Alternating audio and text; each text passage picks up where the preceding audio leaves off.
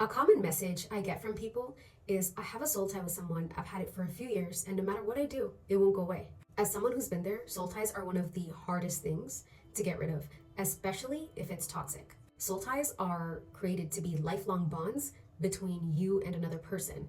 You can have soul ties with family members, you can have soul ties with your spouse, your significant other, you can have a soul tie with anyone. Soul ties can be godly, which is healthy, or they can be ungodly, which is demonic. Godly soul ties, act as a bond between you and that other person.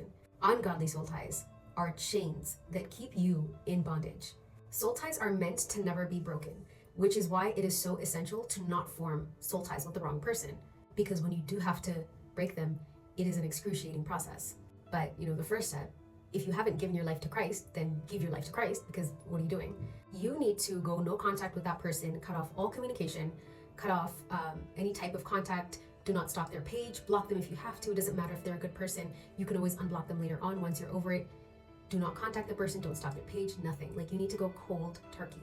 If you have kids with the person, it's a little bit harder.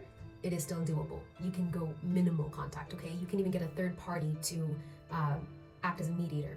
Secondly, you need to pray and ask God to break all ungodly soul ties in your life between you and any other person. There's no magical prayer that's gonna instantly fix this. You just need consistency with God. And you're gonna have to fast or go on multiple fasts. I'm talking about no food, water only, deny and starve your flesh, okay? The stronger the soul tie is, the more lethal your spiritual weapons are gonna have to be. Your behavior and actions and thought patterns are also gonna have to align with what you're asking God to do. So don't listen to music that will remind you of that person. Don't watch shows that will make you think of them. Be mindful of what you're consuming on social media. Don't go to the places where you know that person will be.